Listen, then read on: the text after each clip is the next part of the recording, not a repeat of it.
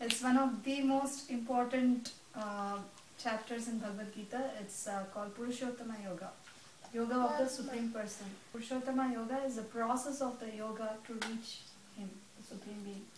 The summary of the whole chapter is how we can detach ourselves from this material world and at the same time develop our attachment to the Supreme Lord, reach Him, reach His eternal abode, never to come back, and the whole process is Purushottama Yoga. The thing is, the root, usually we have all heard this, that this whole material world is a reflection of the spiritual world. Here what the Lord is saying is, in this banyan tree is like that. It's just like a reflection of the supreme spiritual world. He is explaining this material world. In this, usually what do leaves do for a tree? It provides nourishment. So the Vedic hymns are just like that. They provide nourishment for these us living entities to develop our Krishna consciousness and to cut these roots. These are bound to the fruitive actions of the human society. Whatever we do, it makes us get entangled in this material world more. Attachment. So these fruitive actions make us get more attached to our existence in this world. So he's saying the living entities in this conditioned world are my eternal fragmental parts. That means we are all part and parcel of the Supreme Lord. Even the smallest of the entity, like the ant, everything has a soul. At least we all know that if as soon as the animal dies, whatever animal it is, as soon as it dies, the soul leaves the body. Like the soul tries to go into another body. So the result of our attachment to this world, material world, is transmigration. What is transmigration? What do we understand by transmigration? Dehino asmin yatha dehe kaumaram yavanam jara. So that is Can someone explain what is it? Even in this body, we are transmigrating from childhood to adult, boyhood to adult and old age. So even in this life, we are transmigrating. Yes. Right? Still we can realize this is us. Our body. Right? Same person. So like that, he's saying we will be transmigrating. After death, we'll be obtaining a new body. Yeah. So these material attachments lead us for transmigration. It's a fruit of our material attachment is transmigration. That is, I was listening to one lecture today in that the Prabhu was saying, why do you want to do scuba diving? Instead, the Lord will, your material requirements or material attachment for scuba diving, you will be born as a fish in your next birth. So, once we are attached to our desires, at the time of death, whatever desire that we have, we attain our senses, we attain the certain type of senses which will satiate that desire in our next birth. So that is what, due to conditioned life, they are struggling very hard with the six senses. And the mind is the strongest, like the king of all the senses. The mind is always saying, I want this, I don't want this, I want this, I don't want this, like that, it will be flickering. So it's very important to try to cultivate it. Otherwise, yes. If I'm understanding correctly, did it state how to detach from the illusion or from the material body? Did I miss that part? Where is it? Did it say how to detach from the body? No, they haven't yet mentioned that. Okay. That is Purushottama Yoga. How to detach from the material body is, first take sadhu sangha, like the association of devotees or pious people, and then amongst them. Okay. Yeah, amongst them. And second thing, chant and develop that desire to reach Him. And once the desire develops, you are planting a seed. And for that, you have to, when you plant a seed outside for a plant to grow, how do? You have to put manure, you have to pour water. The same thing, Bhakti Lata Bija has to be developed in your heart. Once the desire seed is already instilled, for that you need to cultivate it further by adding manure and water to it. And that manure and water is sadhu sangha, adhoshraddha, and staying with the pious people, listening from them, learning from them, cultivating the devotional practice with them, and having ultimate faith on the Supreme Lord that He will definitely deliver you, no matter what. He'll hold your hand, He'll drag you. That confidence and faith, when you develop on Him, that means your knots have been removed. The soul, it will have a mind. Why are we here? First thing, why we came out of the the eternal abode, is because we had that enviousness looking at the Lord.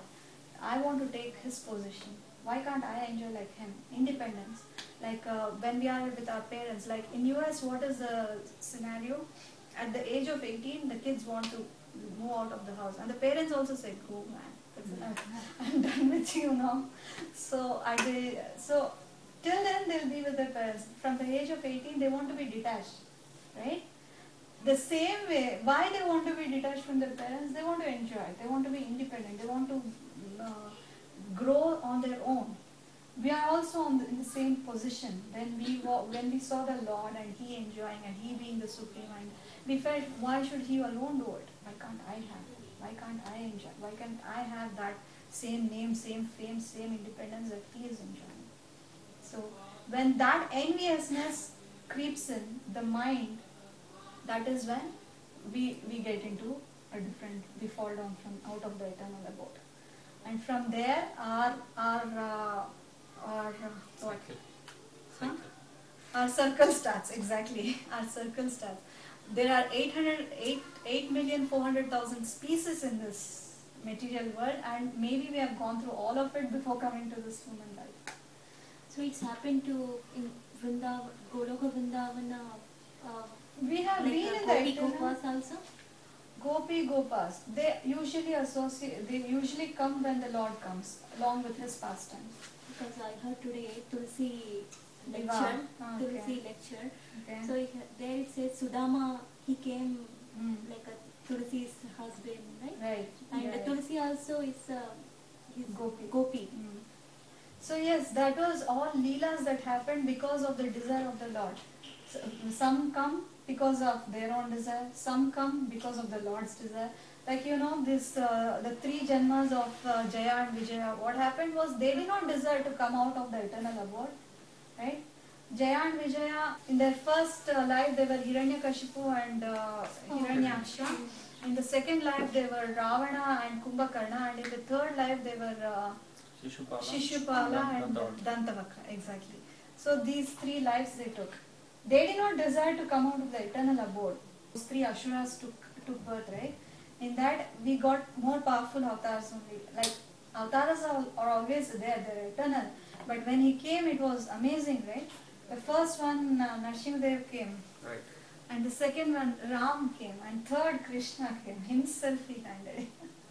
So 4 avatars. Narasimha, Varaha, yeah. Narasimha, Varaha, Rama and Krishna. Krishna. So, 4 important avatars. So that is different. Like if he desires to send his devotees away from him, there will be a reason for that. Even for the Sudama and Tulsi, he wanted to show their importance to the people.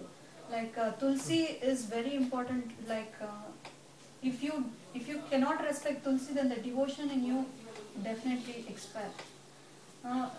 The Bhakti Lata Beach, one of the most important things is watering Tulsi Maharani. So when you are watering Tulsi Maharani, you can see that the Bhakti Lata in your heart is increasing. It's developing constantly. Tulsi means Tulsi plant in front of our house. Yes, yes. It has a lot of importance in our devotional life.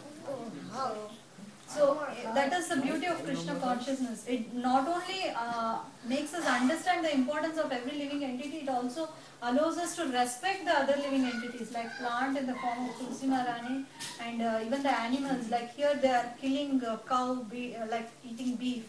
So in ISKCON or Krishna consciousness, we have to, not only Krishna consciousness, Vaishnavism, cow is one of the mothers for us. So that is the beauty of being a devotee. you understand the importance of other living entities as well as develop a true faith and love towards them. Basically, the living entity, as in the soul, it has no choice. It is just as if the air is taking the aroma. Air itself doesn't have any aroma, right? It just carries it, right? Air, when it goes through a perfume, we get that beautiful smell. When it goes through wonderful jasmine flowers, rose flowers, we get that wonderful aroma. But when it goes through the dirty Bangalore gardens, we get that aroma. I mean, not Bangalore, any part of India. We get that aroma. So basically, air is pure. Only that when it is passing through something, it carries it along with it. Right? Just like that, soul is also pure. It is, along with it, it's carrying the mind. Mind is the one that is making all the mischief for us. It is carrying whatever material anguish we have, it carries with us. It makes us, the soul, migrate along with it. Like, we get the certain type of body, eyes, mouth, everything based on our mind. So the mind is the culprit, so we need to cultivate it properly. Maybe in all languages, I don't know. One cannot wake a person who is acting like sleeping. Right? One who is asleep properly, he can be woken up. But one who is forcibly pretending to be sleeping, nobody can wake him up. So he is a fool, right? Basically. So that is what. When even if we tell him 100 times, he will never understand. The foolish can never see that the body, the soul is transmigrating from one body to another depending on our material desires. So, but a person who sees that, understands it, and who has a knowledge, he is the one who can actually perceive that this is all happening, the soul is transmigrating. Yeah? But we never know about the transmigrations because what happens, like, we don't remember our last birth. Yes, that is given next. Like, okay, that is in the next 4 shlokas that is explained. That he is the giver of the jnana and he is the one who gives us who takes away the jnana also. So why he does it? It is very important. In this life alone, we suffer so much. Even 2 days back, what happened? I will think about it and cry today, right? when 10 years back, like, see, it's not like we shouldn't cry or we shouldn't feel bad or we shouldn't be happy. See, when we see those old memories of ours, it is an emotion that comes upon us, right? We cannot escape it. It's so touchfully heartful. But then what happens is, if we remember even our past life, so we'll be crying even about our past life. Instead of that, the Lord said, cry for this life or be happy about this life. And the only thing that He makes us remember from the past life is the good deeds that we made. Or He doesn't make us remember what we did in the past life, but He gives us that piety in this life. Like, the credit account, credit and debit account. If you have done this much of good, you will have this much of punya with you. So you will have this much of good happening with you in this life. Or if you have done this much of bad things in your past life, you will have this much of bad thing happening to you. What we are talking about is akarma, which neither gives us bad or good credit. What happens is, it will make us remember Lord, or it will make us drag towards those people who will explain us who the Lord is, or take us closer to Him. That is akarma. So each and every one of us right here, situated right here, we have done some akarma in our past janma that we are again associating, so that we can understand that He is trying to call us towards Him. Question here. Yes, Prabhu? Like, generally when we die, based on our this life or past life deeds, okay, we go to either hell or heaven, basically. Okay. Kshine punyam artyalokam vishanti. So once we have our punyam or whatever papam is closed, then we will back to this life. So again we will open a fresh account, right? Why? Actually, Prabhu, the good credit doesn't close. Like, even when you're... No, once we go to Swargam or heaven, even that... Even there, whatever deeds you do, that will be accounted for. Oh, it's not from the past life? See, in the past life, what good you did, you achieved the Swargalok. In the Swargalok, what deeds you do, that is also accounted. If you do good or bad, it will be accounted. That is the trick. That's This is correct. all material world. That's correct. But Swargaloka is not a material. It is. It is within the material realm. Yeah, still Satyaloka. It is material realm. Till the Satyaloka, it is material realm. Beyond that is spiritual. Whatever you do beyond that is spiritual. And beyond that you can never be wrong. Yeah. Gopis, they get jealous on Radharani, right? The It's jealous beyond is- the speech. The jealous is again, it's transcendental. It's not it's not good or bad. It's like they are jealous, they don't do anything bad against her, right? They are not jealous to the extent of creating bad. That is material. Their jealousiness is for their object of affection is who? Krishna. Supreme Lord, Yeah. Krishna. And that is transcendental. You cannot link materiality towards the transcendental person. What does it mean, like, although they may try, but what if they try to develop and be situated in self-realization? It's not easy. The detachment is not easy. See, one who are, for example, okay, like Indradev was being a pig, right? Although Brahma was calling him to take his seat back, he was not ready to leave his position as a pig and go back to becoming an Indra again. So that is the conditioning. It's not easy to become a self-realized, or if he tries, it's good.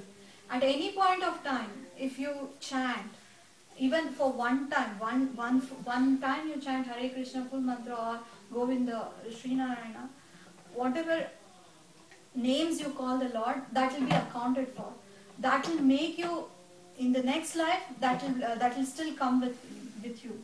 But those who haven't even tried, that is not possible. Like he is here explaining to Arjuna, right?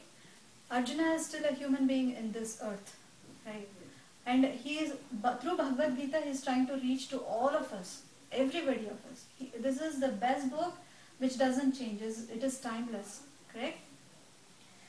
We, as a human body, we can register ourselves, or we can connect ourselves to these elements, like our digestive system, our breathing, and about the sun, moon, all these things.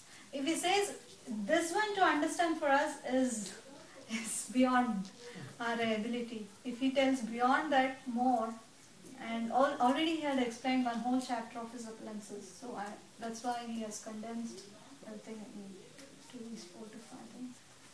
Here in the purport he says, there are 4 kinds of food stuff. Some are drink, some are chewed, some are licked up, and some are sucked. Okay. And he is the digestive force for all. Can you mention what is drink, chewed, licked, and sucked? The 4 types Bhakshya, of food. Bhojya, Lehya. In Telugu they are called Bhakshya, Yeah. Bhojya, Lehya, and The food, any type of food, basically on the overall higher torch, it is Like segregated into 4 things. Did he mention anywhere to eat vegetables and vegetarian food or non-vegetarian? Oh, 9. What is it? 936. 926. That's just Pastram Pushpam, right? Patram Patram, pushpam yeah. phalam toyam. Phalam includes anything that is coming from plants. All the vegetables, pulses, or all fruitified things from the plants are phalam. So, Phalista, they say it fruitified. Fructified. So that is Did phalam. he anywhere mention particularly don't eat Yes, non-veg? yes. no. He says don't trouble other living entities. That's what. yeah, he's saying, right? Everybody has Living to entities means it comes on plants and all Plants those are things. those that have the least type of birth, and they are advisable for human beings. But Like still, we so have many to people respect. are, asking Exactly. me, I don't Exactly. know what to give. Even vegetarianism is not what Krishna consciousness is about. Krishnatarian is what Krishna consciousness is about. Whatever food we eat, right? Even that has soul. Exactly. When we eat that is still we are doing papa. Like Let me finish. So, but because we offer this food, it is sanctified. And what does Krishna eat? He doesn't eat any food which has what can be offered to him? Only those 4 things: patram, pushpam, phalam, toyam. Apart from that, he doesn't accept anything other than that. So you cannot offer even vegetables in non-sattva platform, like the onion and garlic. They belong to the rajo platform. So you cannot. He doesn't accept food in the rajo platform. And any food he has to accept, it should have a tulsi leaf on it. So he has some conditions that he has pre-laid for you. You have to follow that, and then he'll accept the food. And that food, if we accept, we won't get the remnants what he has left out. If we accept that food, we won't get the path or the impious. Whatever action you do, even the paper that I am tearing now, that will also create a action and inaction propensity. Whatever I am talking, whatever I do, every action has a reaction. Other than akarma. Akarma is devotional service on a pure platform. Other thing is, animals are in higher consciousness than plants. Yes. Because they move around, they can feel. They Plants understand are the pain. Pain. Like Plants the are trees lower, and plants, they don't have the pain. lower consciousness. And even the food which we don't offer, and if we, what the food we without offering we eat, he's called as thief. Yeah, they say Yes. miser. Yeah, Miser. miser, and Mm. because Stealing it. we never manufacture any of the food, right? It's not just because we bought it, we are the owner. It's not so. We didn't manufacture food any, so it's all belongs to God. And Yeah, leave about non-veg, vegetarian also. yeah, vegetarian also. Vegetarian also I'm yeah. talking about vegetarian only. So you have to offer. Yeah, And that's a must. it's a must. It's very easy to offer, right? You just have to put it in front of him and just pray. Please accept it. Just put it. He says, Yes, that's it. others who prepare food for personal sense enjoyment verily eat sin only. Sin only. Please forgive me if there were any faults. It's very